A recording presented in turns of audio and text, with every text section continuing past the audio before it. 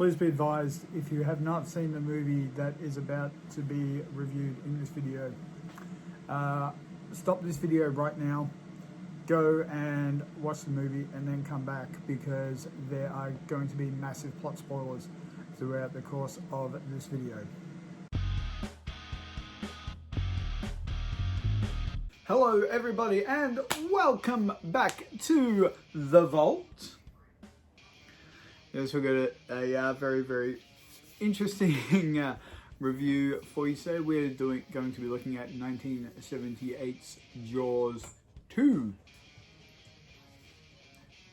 Before we get into that, if you like anything you see on this channel, you hit that subscribe button that's right down there somewhere.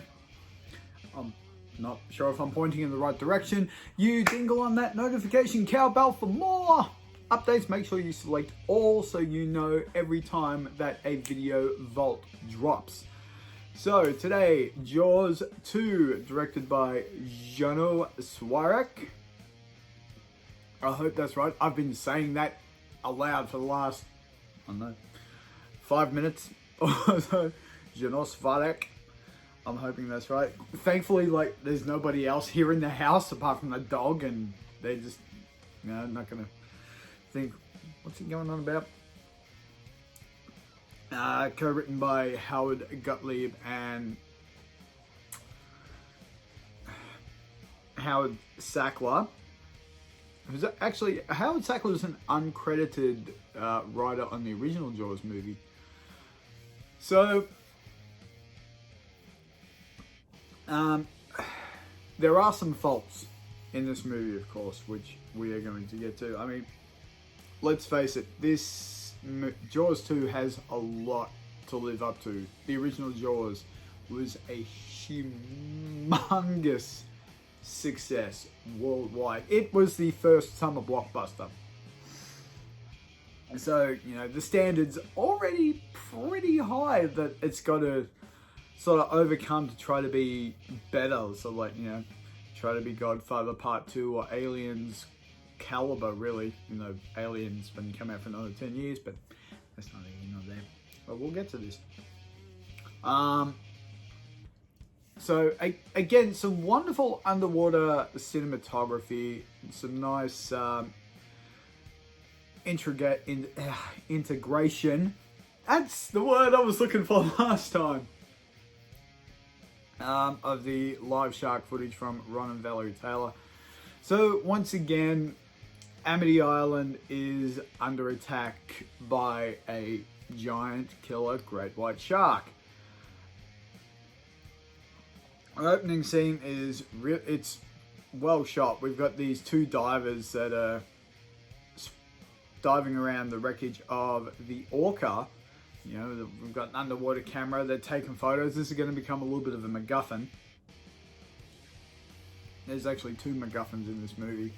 I keep hearing people I can hear people are already saying, what do you mean a MacGuffin? It's a plot device. It's a plot device, basically. Anytime you hear of something being referred to as a MacGuffin or a magic MacGuffin, it's just a plot device. That's all it is. And of course, we get a shark attack. Boom, boom, boom, boom.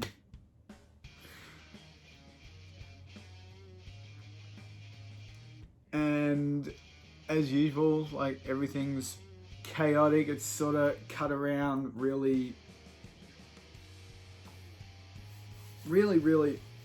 chaotically. But I guess, you know, a shark attack, it's not going to be very streamlined and right down the line. There's going to be bits here and there and everywhere.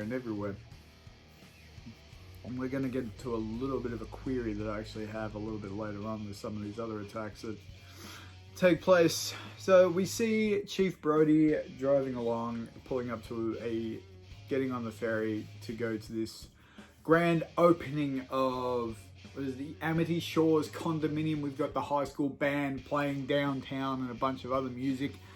We have, you know, the whole town's like this wonderful, you know, new hotel resort is having its grand opening. Yeah, Martin arrives late. he sits down next to Ellen, and she's just sort of said, you know, if you want to look like you've been here the whole time, just look like you're bored. So that must be pretty easy. Roy Scheider, of course, is back as Martin Brody. There's only 3 from the original Jaws movie that return. They are Roy Scheider, Lorraine Gary, and Murray Hamilton, who reprised their roles, of course, of Martin Brody, Alan Brody, and Mayor Larry Vaughn. And we get introduced to the new money man, the new power man, really, who sort of pulls the strings, like, you know, sort of the whole, you know, money talks and everything else doesn't matter. His name's Len. He comes across like, you know, obnoxious, which is what his character is for pretty much out the whole movie. There's not, some of these characters, they don't have much of a character arc, which sort of kind of boggles my mind a little bit. Like, it's the power of money, I guess, that's sort of, you know, compelled by greed. So we have the grand opening, and I've got to admit, I've only just watched this movie, and already I've forgotten like 2/3 of it, because this movie is don't get me wrong, it's a good movie. It's just very forgettable. It is just very, very forgettable. Where am I? So the diver's boat gets discovered. Deputy Hendricks and the old, you know, salt of the sea guy, old sailor, they go out, check it out.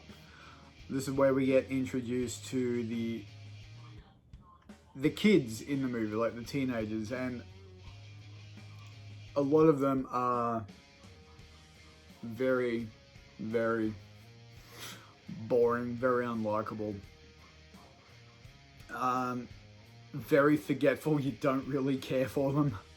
I know it's a horrible thing to say, but a lot of these characters in this movie are very two-dimensional.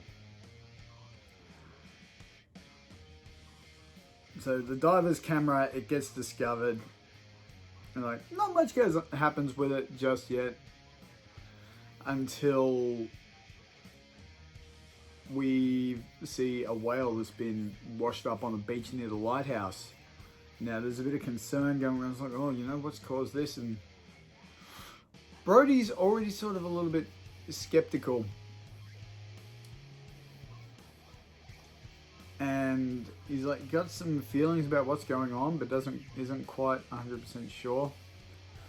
He's already convinced that there's a shark or something around, because, you know, killer whales don't just wash up on a beach. And I've skipped over a bit.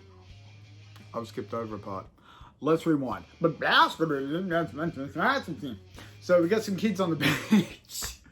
God, I'm gonna leave that in. I'm leaving that in. I'm not editing that out. Yeah, kids on the beach, they're all sailing. It's a nice little scene, actually.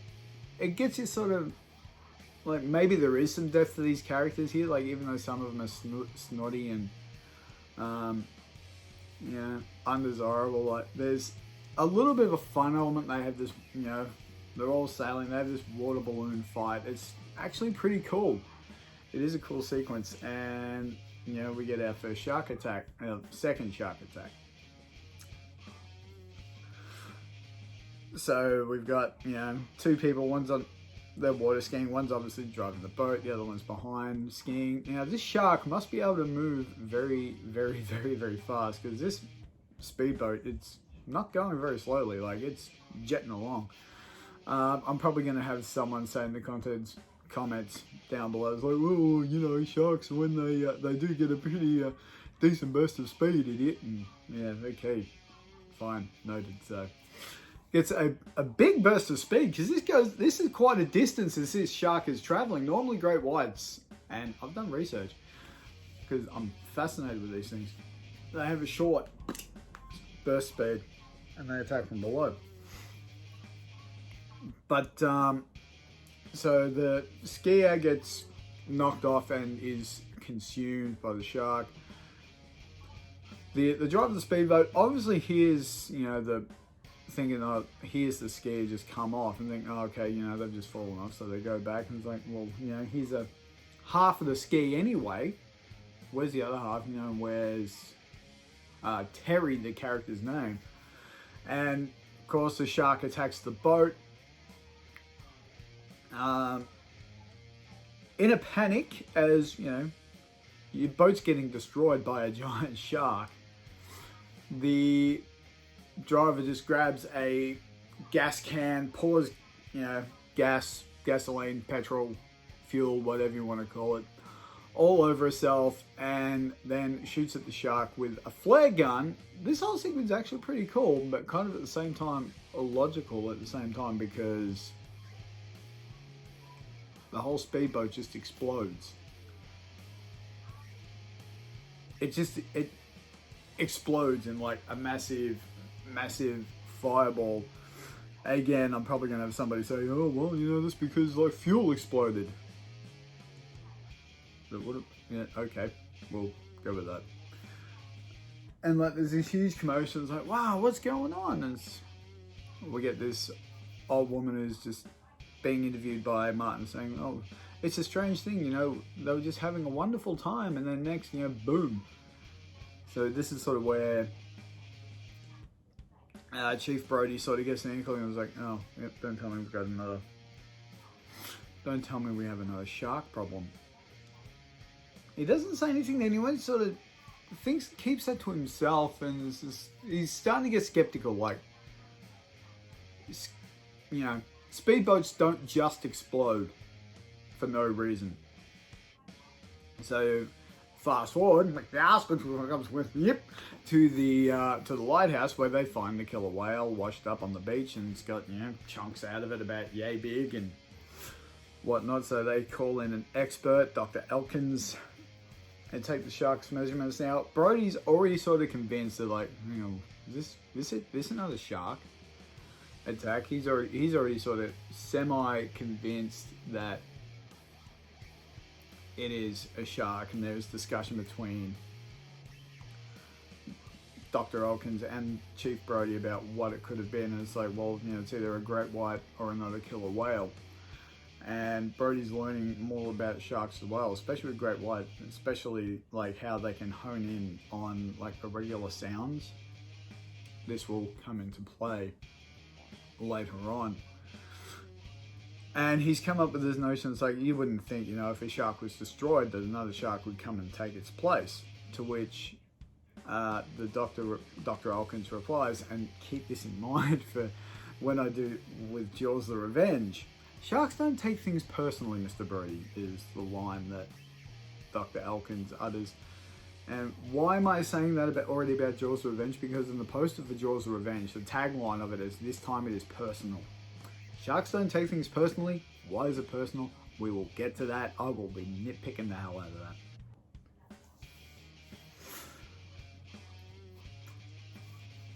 So anyway, Martin's driving along, and driving along the beach, and he sees, you know, some driftwood sort of floating in the ocean. And he's like, oh, I'll go out and retrieve it, you know, because it could be a bit of a hazard for, like, if anyone's out swimming or, you know, whatever. And so he wanders out, grabs it. It's actually a piece of the boat, and as a wave comes over, the charred remains of the pilot come out on top, and it's pretty well done. Like, there's this good little build of suspense. There are some good suspense-filled moments within this movie. I will say that it's a passable movie. Like, yeah, it's not overly as memorable as the original. And the characters a lot not very well fleshed out, but it's still, like, it's a decent movie. I'm gonna say this right off the bat. It is a decent movie. Actually, I'm not right off the bat, because I'm about halfway through already. So they take it to the funeral home. This is where Brody's suspicions about the shark are really sort of starting to come to the surface. And he actually goes to the mayor and says, you know what, I think after taking the body to the funeral home, he runs into the mayor and says, you know, I think we've got another shark problem. And the mayor initially sort of tries to brush it off. It's like, nah, it can't be. It's not. But there's an element of doubt around the mayor as well, as they thinking, well, you know, maybe they, you know, it could be. Well, you have a lot of deaths in these waters. Are they all shark victims? Well, yeah, maybe. But it's like, has everyone sort of like forgotten that, you know, 4 years prior we had this, you know, they had, you know, this massive shark problem. Why is it sort of being, you know, it's like, sort of, what do you mean shark? Like, it's almost like it's been erased from the town's, from, you know, people's minds. Like, did the Men in Black secretly come down with a friggin' deneuralizer and go splunk? You didn't see anything, blue. With the exception of Martin, and to an extent, the mayor.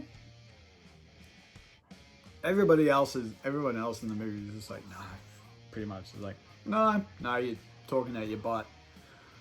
Again, we'll get to that. So Brody goes back to his office. He's got gets some hollow points that he fills with sodium cyanide and, you know, seals them up with wax. Yeah. Just in case.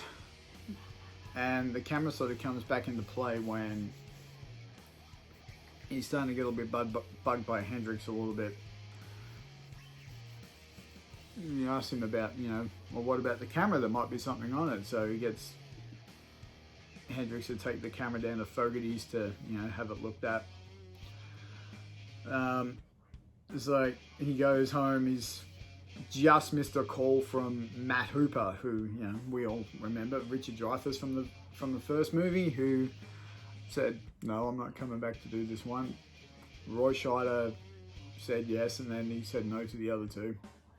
He felt it's like he didn't need to do them, and so he didn't do the other two.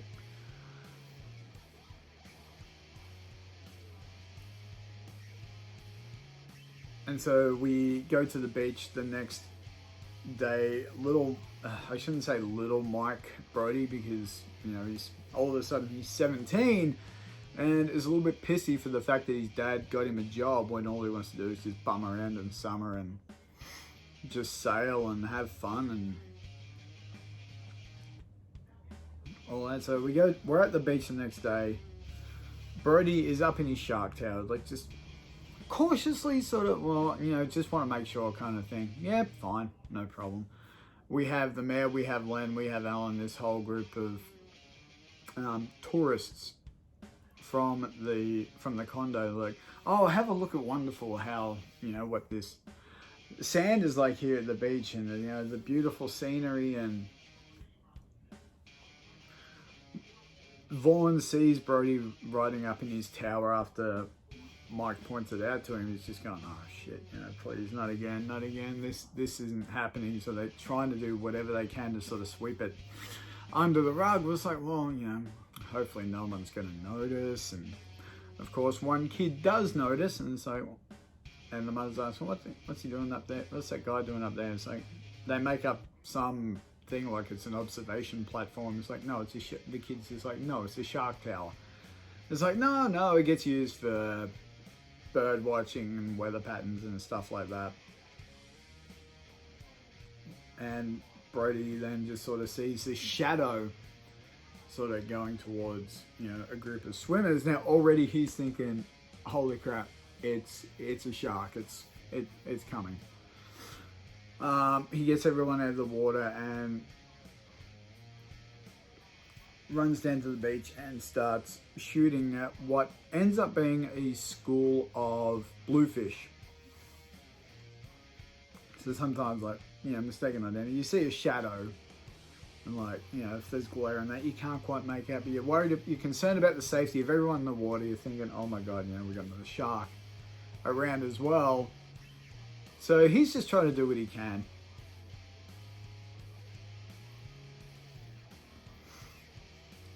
So later on, he's sitting in his office and he gets a phone call from the photo lab, like, hey, you know, I've got some photos here that have been developed from the diving camera, you know, you want to come and have a look? So Brody goes down, you know, he sees like, yeah, that's the pictures of the orca.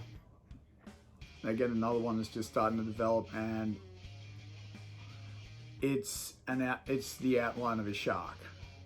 Like, you can see it clear as day. So Brody takes it to the town meeting, where he shows the picture to everybody that's there, and they instantly dismissing it, like, oh, it's not a shark, it's, you know, seaweed, or, you know, there's something on the lens. And like, Brody's PO'd at this point. He is really peeved. He's like, come on, I'm telling you, that's a shark. I know what a shark looks like. I've seen one up close. And ends up getting fired because of, you know, his stance and his convictions, which, you know, turn out to be true. Now, there is a deleted scene. If you have the DVD or Blu-ray, there is a deleted scene where, when they go into the mayor's chambers to vote, they all vote to, you know, whether or not to fire Chief Brody or keep him. Now, there's 6 of them. 5 of them say yes, no, he's got to go. Like, and the only person that stands up for Brody is the mayor, because he's had a look and he's realized that, oh no, he might be right. This may be another shark. Like, that picture is what sort of convinced him that maybe he's right. But unfortunately, you know, majority rules, money talks, and everything else. So Brody is fired. Hendricks is named as the new chief.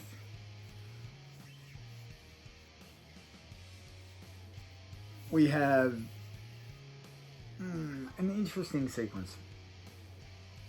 Very interesting. So Mike sneaks out of the house because he wants to go sailing with his friends.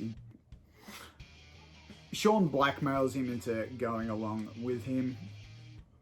And so they all sail off. They go towards the lighthouse.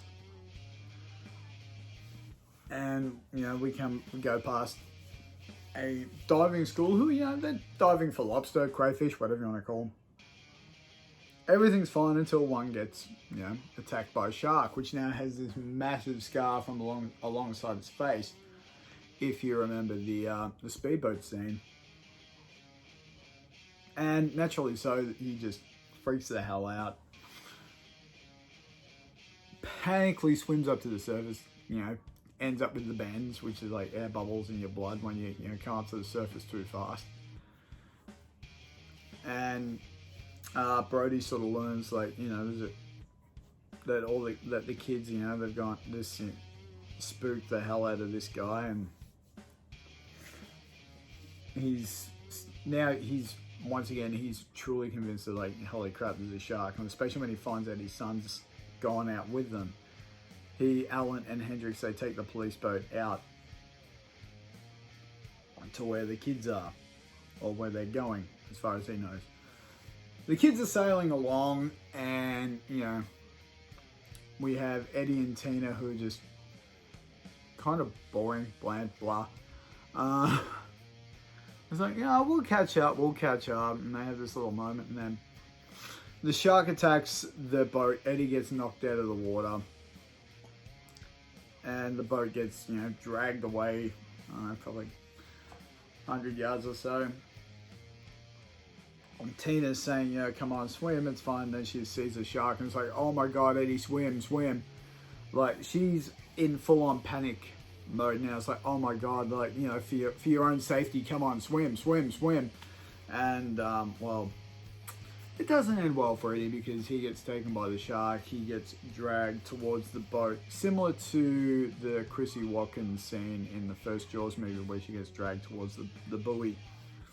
You know, tries to cling onto it for dear life. He's trying to climb into the boat after there's this sickening thud, just like pretty much going face first into the hole.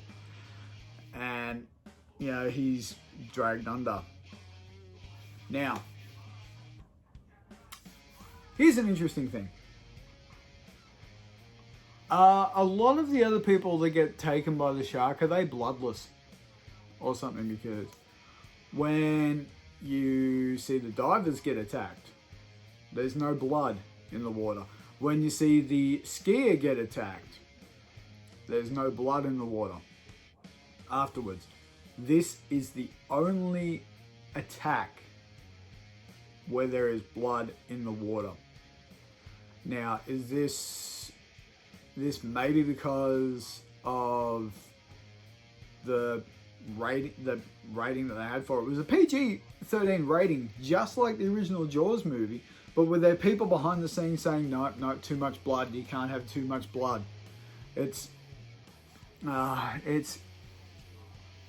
You think, like, you get cut or bitten and you're in the water, what's gonna happen? There's gonna be blood in the water.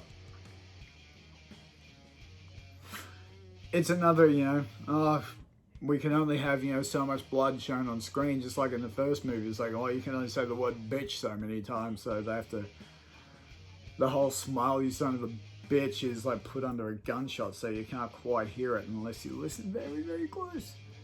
But, the Brodies and Hendricks, they find Tina's boat. She's in a massive state of shock, like, who wouldn't be? Oh, it's still in there. It's like, what's that? It's a shark! And so Brody calls in another boat. They get taken back to Amity while Brody is still on the hunt for these kids, heading towards where he thinks the lighthouse for a start anyway. He manages to radio for Harbour Patrol, who's going to send the chopper out for support. The chopper finds the kids.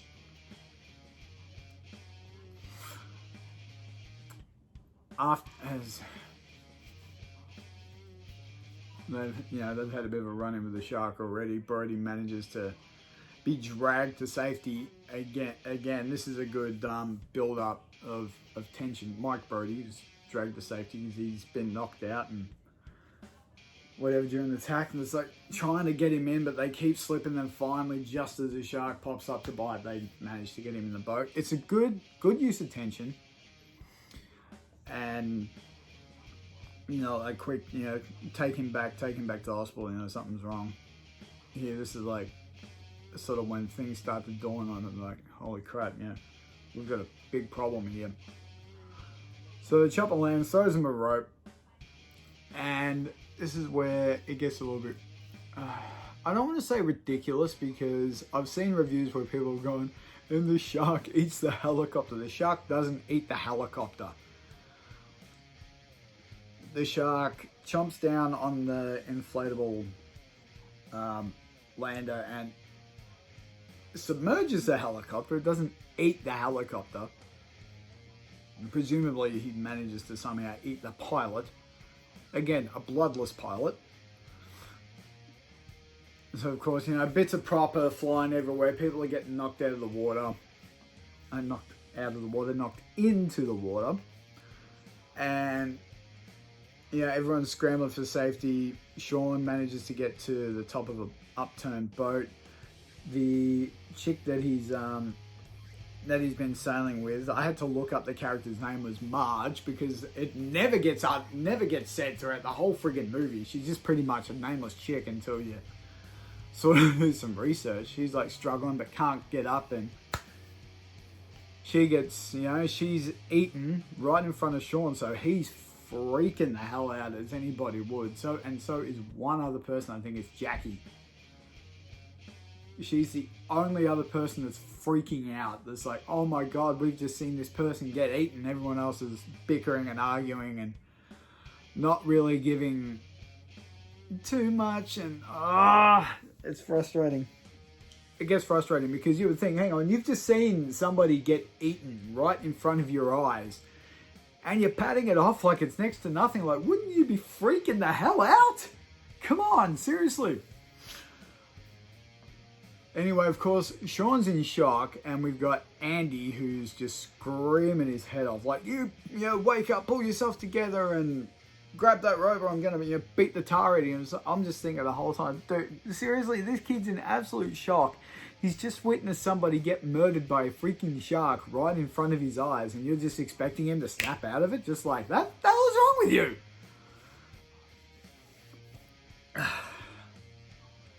This movie has problems. It does.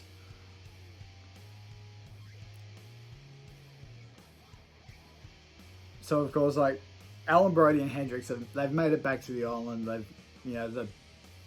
He's an asshole. Asshole lens there, and like she's looks going, this is the town's best interest, and she's turning around and said, screw your town's best interest. Like, there's one kid dead, other people are under attack. My husband did try to tell you that, there's a shark, and you've just sort of brushed it off, and there's a little bit of remorse of like, well, why didn't I listen? But that doesn't really pan off because you don't see that character on screen again. Same with the mayor after he stands up for Martin at the town meeting. So Brody finds, two of the kids and Mike that are sailing back towards Amity. He learns that Sean's with the rest of the kids.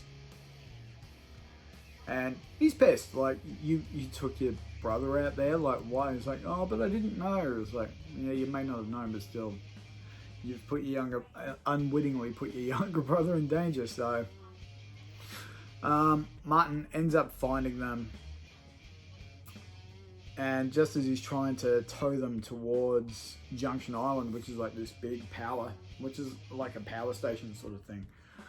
The shark attacks again. Brody crashes the boat into the island. Bunch of kids get knocked into the water. They manage to swim to safety. And this is when Brody's winches sort of brought up this massive power cable. And remembering to what Dr. Atkins said to him earlier, where, sharks can sense vibrations and sounds, Brody's got this idea like, I can put an end to this. And this is the best part of the whole movie. This is the best part of the whole movie. Once again, Martin Brody goes one-on-one with a massive great white shark. So after getting into his inflatable dinghy that he's put into the water, he's guiding himself along the power cable to its lowest point where it's almost in the water, and he starts belting the crap out of it with an oar just to try to get the shark to sense the vibrations and everything that's in the water. He does it for a little bit, but then it sort of swims away. So he does it again. And this time the sharks just come straight for him. We've got the kids screaming, get out of the way, it's coming for you. He's like, come on, come at me, come on, I've got something for you to chomp down on. And, the shark's coming. Just as it lunges, you hear Martin Brody say, open wide, say ah, throws the power cable into the shark's mouth. The shark bites down and is electrocuted. We see sparks and flames and smoke coming out of its eyes. Like, that's the best part of the whole movie. The rest of the movie is sort of mediocre, but that ending really, really makes up for it. It's a good, solid ending. As I said, a lot of the characters are forgettable. You don't really relate to them because a lot of them you just hope end up just being shark fodder because you don't really care for them. Not as well written as the first Jaws, because again, especially with the mayor, like, has the power of money just sort of somehow erased from his mind that 4 years previous they had been the whole town had been attacked by a giant shark, and all this sort of stuff happened. It's like, why is it the chief sort of the only one that really remembers?